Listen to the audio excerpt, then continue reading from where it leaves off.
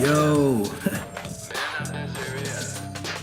I'm dead serious. I'm your host, Joey Ocean. This time I got special guests in the building, man. A really special guest. I got my frat brother, my deuce, Big D Lou, aka Do Time. Doug, say what's up to the people, man. What's up, man? Thanks for having me. Yo, man, thanks for calling in. Really appreciate you. Man, so Doug, you got two grown men. You got one that's married. You're right, it's crazy. You got one that's married, you got a teenager. Today we talking about specifically, raising teenagers, what it was like being a teenager. I don't know about you, but I grew up as a teenager in the 90s. So, I had a backpack full of sporting waves and a brush and some freaking Cool Water cologne, you know what I'm saying? and a dang pager, you know what I'm saying? And that was about the only way that I could really kind of get at girls and stuff, man. But now you grew up in Philly, right, Doug? Yeah, I grew up in the suburbs of northeast Bristol, PA. Dope. Now, what was that like, man, growing up in Philly as a teenager for you? It was a little rough and tumble where I came from. I came from the low income side of things. Right. So it was a challenge. Every day was a new challenge, but I embraced it, and I'm still here. So. Yeah, man, you made it, and you're doing your thing, man. You're killing it over there in Lando. I love watching your adventures and watching you climb this corporate ladder. You're a real life corporate thug, man. I see you over there. Don't think I'm not watching, man. Right. So, but you grew up as a teen in Philly. What were some of the things that your parents did that kind of kept you from, really getting caught up as a teenager, man? Because you made it. You're here. You raised two awesome young men, still raising your teenager. What was some of their advice, man, that kind of kept you out the streets? Or if you were in the streets, you didn't do nothing too stupid? Well, my dad wasn't around a whole lot in my formative years, but Ma Dukes was very structured in what her expectations were, and she led by example. So, as a kid growing up with a single parent situation, we got an opportunity to see Mom get up early, come home late, work holidays, work double shifts, leave instructions on the refrigerator. You know what I mean? Yeah. Come home early, pop up on you, make sure you're doing what you're supposed to be doing, bounce, go back to work. That pop up. Yeah. So Mom she's very thorough, man. She's the one that instilled this work ethic in me because growing up, we all had our own responsibilities around the house, whatever it may be. And there was an expectation that when Mom Dukes got home, things had to be where things were supposed to be. So. Yeah. Now, man, was it challenging for you to kind of instill those same kind of values in your kids? Or did you find yourself kind of turning into your mom saying certain stuff? Because they got different challenges that we had. Like, so for example, for me as a teen, my brother and I, we would ride skateboards, ride bicycles. We would hang out with our friends on the quote unquote South Side. I grew up in Tallahassee. It had a criminal elements, but it wasn't anything like Philly. But the advice that our parents gave us, even the kids that we were hanging with on the South Side, like they had great parents, whether it was single parents or two parents in the home. And, we never really got into too much, but there wasn't a whole lot for us to get into, right? All you can really do is ride your skateboard, play football. You might get into a fight. You wipe up the blood before you get back home. No harm, no foul. Nobody got in trouble, So we didn't have the same kind of elements, man. So do you find it a little more challenging? Yeah, it's a lot more challenging because we did a lot of the reasons we had the rules we had was out of necessity. Yeah. So, one of the things we had was we had to eat everything on our plate. Like, she was very serious about that. And it wasn't because she was trying to be mean. Yeah. It was because we couldn't afford to waste food. Right, and when I started raising my kids, and my wife has a different upbringing. Gotcha. So I would say to my kids, you need to eat all the food on your plate. And she would look at me like, why are you making them eat all the food on your plate? So it's different philosophies in child rearing. Yeah. But you bring all those kind of mindsets with you, when you go to raise your own kids. So yeah, I do sound like her. I find myself doing all the same things she used to do. Yeah. And I sound just like her, and so does my brother. So It's kind of trippy, man. Now, in terms of relationships, man, did your parents talk to you about relationships at all? Because my parents didn't talk to me about relationships at all. Really, probably not even until maybe about 10th grade. Like my dad, we didn't even have no Boys in the Hood moment. Remember in Boys in the Hood, you know what I'm saying? Trey came home, made up the whole story about how he smashed that chick. We didn't even have one of those talks. My mom used a scare tactic of basically showing me pictures of like a bunch of chicks with herpes. And that was that was her move. That was her go-to move. It was effective, you know what I'm saying? So for probably half of my teenage years, I was like, man, shoot, I don't want none of that, you know? but we didn't have that talk, man. Did your parents talk with you at all about relationships or sex or anything like that? yeah, well, mom used to always talk to us about the people we hung around in the street. Yeah. And the pitfalls of picking the wrong people, being in the wrong place at the wrong time. She had that black man talk. Like the same black man talk we got to give our kids now so that they know what to do if they get pulled over by the cops, or, you know, they know what to do if they're in a store and they feel threatened, or if something else happens, they know how to handle their business and get out of there safely and get home safely. It was the same conversation when I was a kid. Yeah. And, you know, that's kind of crazy. As far as the sex talk, I mean, I didn't have a whole lot of that. My dad said a few kind of off-the-cuff stuff to me.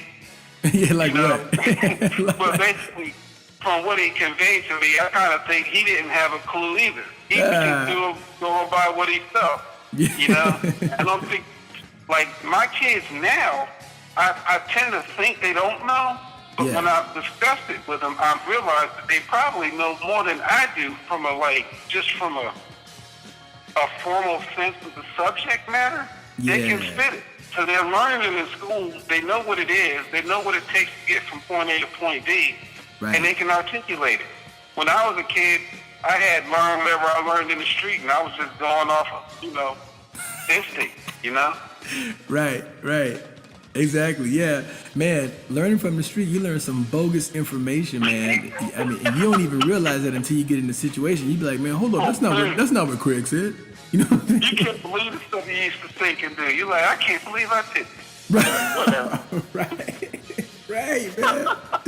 Yeah, man. That homeboy information is horrible, dude. It's horrible. Yeah. So that was a scare tactic, man. I think another thing that I'm kind of realizing, you know, I have a nephew, you know, that's going into his junior year, is they have more access. Like, man, when we were teenagers, you had to call the house, and, you know, you had to get your mind right when you call, because, you know, Miss Jenkins would answer the phone. So you couldn't just call on some smooth shit like, you know, like, yeah, what's up? You know, you couldn't even do that. You had to come correct, like, hello, good evening, Miss Jenkins. I'm calling. Is Carla available? Yeah, I mean, you know what I'm saying? Right. Because you know what? Because Miss Jenkins be knowing your mom by her first name. She know your mama. Talking about, is this Pat's son? Yes, ma'am. Yeah, man. Our Duke used to regulate the whole phone situation, though. Man, right. Like, you'd be in the middle of a conversation, man, and somebody would pick up the phone on the other line. Right. And be like, all right, y'all, it's getting late. And just hang up. You'd be like, what was that? Y'all? Right. So, like, yo, God just speak up? Yeah. Look, you couldn't even really wild out, which is crazy because these kids, they got their own phone, so they can text, right? So they can kind of take the conversation to another level. You had to be kind of crazy, kind of smooth in your conversation on the phone, because at any moment, mom can pick up and she'll embarrass you, like on some, all right, bedtime, Joe. You'd be like, bedtime? I'm 17. Hold up. You know what I'm saying? Yeah. But she picked up the phone, or she might pick it up. You really don't want her to pick you up. You really don't want her to pick the phone up and have to ask you to get off the phone again. Right. Because it could get ugly real quick. It can get ugly. And then even once pages came in, man, I remember I used to try to page chicks, and they wouldn't even call back. And the next day in chemistry class, I'd be like, yo, man, I paid you. Why you didn't call me back? My mom wouldn't get off the phone. You just had to deal with it. You just had to deal with it, man. That kind of kept us safe. You know, we didn't have that much access to them. There was a certain kind of way that we had to learn how to talk to them. We had to learn how to deal. But the phones are a game changer. Man, If huge. you talk about access, they have access to any and everything. And it's impossible to police it. Right. So you have to continuously be talking with them, continuously be trying to instill the right motives in them. And then you have to trust but verify. Like, so you got to have, like, I have a contract with my son about his phone. Yeah. That I reserve the right at any point in time to confiscate the phone and check all the contacts therein, you know? That's a and good one, man. if I have to, I will confiscate it. So he knows that we're going to have that understanding going in. That's but it's just a deterrent. There's nothing to stop him from erasing stuff, from hiding stuff, and they know the technology better than we do. So, right. Wow. Yeah, man. Dang, that's a good one though. I'm gonna have to do that. I'm about 4 years away. Well, shoot, about 3 years away from that. But that's you gotta check that phone, bro. Yeah, I gotta stay on that phone, man. What about social media, man? Does he have a social media page? How does that work? Yeah, he asked me one time if he could be on Facebook, and I said no, and then he stopped asking me. So then I found out that he had different accounts. So he has a Snapchat account. So the way I found out was that my older son and him were sending stuff back and forth, and that's how I found out he had Snapchat. Stuff like that. So then I look on the phone and I see he got an Instagram now. He's on Twitter. Now that he's older, I'm letting him, he don't even have a desire to be on Facebook now. Yeah. He's 16, so he don't want to be on Facebook. But he'd rather be on Twitter, Snapchat, Instagram. That's what he'd rather be on. So that's what he's got accounts on those things. And I got accounts on there too. So he may have double accounts, so I can only see certain things. I don't know. But boy, you got to stay on your toes. Oh, you got to trust. You got to trust, talk to him, and verify. That's all I can say, because, Yo, man, that's crazy. So I'm sure your refrigerator is stocked with a lot of beer and wine, man, and if not something stronger, because I look here, dude, boy, man. Yeah, man. So was mom? So sound like mom didn't play no games. She was pretty focused when it came to keeping you on the line, keeping order. Was there anything that they ever did that kind of embarrassed you as a teenager that you didn't appreciate at the time, but you do now? Oh yeah, like when we was kids, we had to check in. So like if you went out to play, you had to check in. Usually it was like once an hour you got to check in. So we would get caught up. We'd be somewhere on the other side of town, somewhere we ain't supposed to be, and we get caught up. And then when we be on the way home, brothers in the street be walking up saying, "Hey, we saw Miss Linda, man. She was up on the corner asking for you." I'm like, what? Right. She was where? Right. Oh, what corner? Right. You mean when they were shooting dice? Right. But my Dukes didn't care. Like, she would walk up there and be like, "Yo, have you seen him? Have you seen him? Let them know I'm looking for him." And by the time we got home, 3 or 4 people be done walked up on us. "Yo, see Miss Linda out here, man. She wasn't happy. She wasn't smiling." So that's crazy, man. So there used to be this teen club called Screamers that DJ Demp, huge DJ Demp, shout out to DJ Demp, man. So Demp used to DJ at this teen club called Screamers, and one night I had talked my dad into letting me go to this teen club, man. And I think the curfew that he had set for me was like 11 or something like that. I think I was about 15, 16, and I'm in there getting it. I mean, they playing Luke, Uncle Al, Too Short. I mean, man, they playing everything. I'm in there bucking out, just dancing. I've been watching somebody all night, so I finally got a chance to dance with her. And the next thing I know, in between the record, I hear Jojo Webster, would you please come to the front door? So I'm dancing, I was like, and I'm like, nah, man. I know that Demp did not just say my name. I'm still dancing. Next thing I hear, "Hey man, Jojo Webster, come to the door, your daddy here." Oh boy, dude, I look over from the dance floor, and my dad's like 5'8", 5'9", and I see this little petite guy in an afro and some glasses in the club. Oh man, wow. Yeah, but so I had to try to play it off like, Man, hey, man, it's getting kind of late, man. I think I'm finna bounce. But really, my dad had them walked up in the joint, dog. And I remember like being super salty about that for years, but you know, I now appreciate it because, at the time I was too young to handle what happened after that, with the fights and shooting and things like that. But yeah, dude, he embarrassed the hell out of me with that one, man. That was crazy. Yeah, my mom was subject. She was subject to come up to the school too. So like when I would get in the truck and get in trouble, I would beg the teacher, please don't call my mom. Whatever you do, don't call her. Please. Because mom would come up to the school and come to the classroom and flex on you in the classroom. Oh no. Yeah, like she just wasn't concerned about all the other stuff. She was just trying to get to the heart of whatever the issue was. Exactly. So, wow, man. Wow, she sounds like she was awesome, my dude. She sounds like she was a really incredible woman, man. Yeah. And it could be with either one, with your oldest or your youngest, man. Does any of it feel like karma? Like, do you see yourself in them? Some of the things they pull, some of the stuff they say, and you're like, damn, that's me. Oh man, I've seen that before. Yeah, both of them, really. Actually, both of them. I see all kinds of manifestations of stuff I've done in the past and things, and I have a much better appreciation for why my mom acted the way she did, and how difficult, just how difficult it can be. Yeah. Now that I'm older and it's happening to me, and it's like, okay, I get it now, Yeah. Yeah. Man, I think that phone contract, I think that's a great one, man.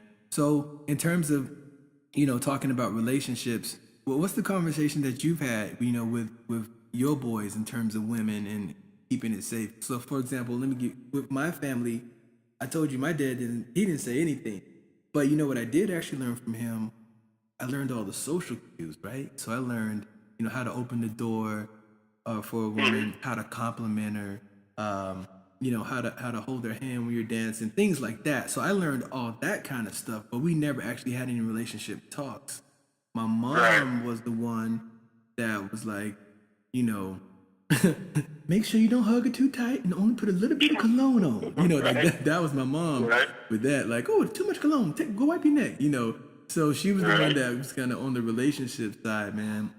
So, are you, do you and Dav, do y'all have those kind of conversations with the guys? Well, your son's married now, so you did your thing on that one. But with the baby boy, are you having conversations with him? And does it look different? I really don't sugarcoat anything, I come straight out. I'm kind of blunt. Sometimes I embarrass them with it. But it's important that they understand, and then I let them say it however they want to say it. Yeah. And I receive the information. I don't ever make them feel bad for feeling a certain way or saying something the way they want to say it. So I let them say it. Yeah. But when I talk to them, I just talk to them about being virtuous and about being, respectful of womanhood and things like that, because and I want them to have the confidence to say that they're not ready to do something, and that they only do something when and if they're ready, and if they're not, they have the confidence to say no, and they ain't got to worry about what anybody has to think, say, or do about it.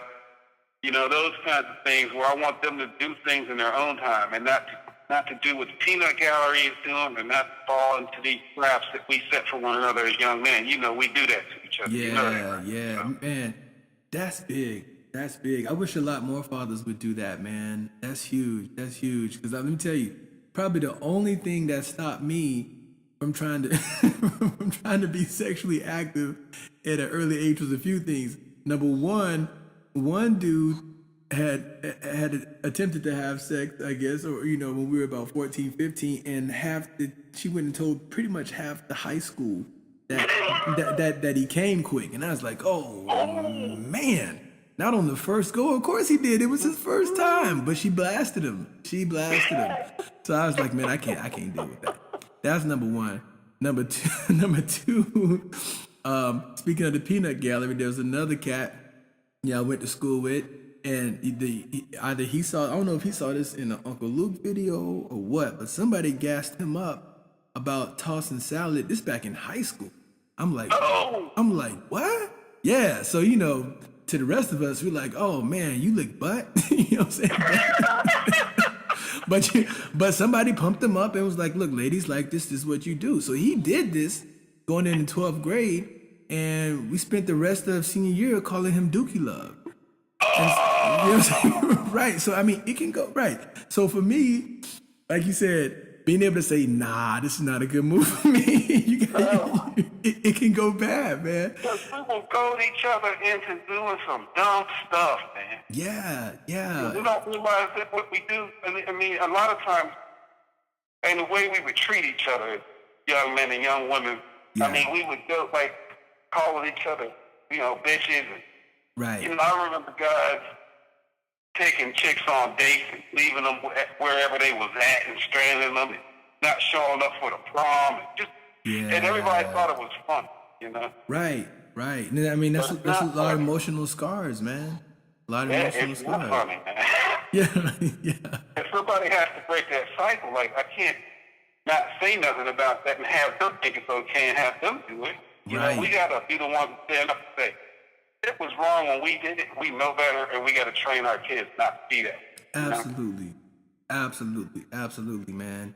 And, you know, if I had sons, I'm sure still going to tell my daughters. I need them to wait till they're 30. But for even for my nephews, it is a gift, right? Yeah, like, I mean, sex is a gift. You know, don't succumb to pressure, you know, to try to please the homies or try to go back and brag, because even, you know, she gave you a gift. She trusted you. So you're right. We got to break that cycle as men. We got to talk to them. That's right. You know, so that they really understand how valuable it is, how important it is. It's your body. It's your life in some instances. You know what I'm saying? You're trying to keep up with the homies and you come back with a rash. Now you got that forever. How you going to play that off? You know what I'm saying? It's not a game, man. It's not a game, you know? You done got pumped up by the homies and now you got these bumps you got to explain. Like, how you going to explain that? Yeah, nah, baby, man. Nah, it ain't, it's cool.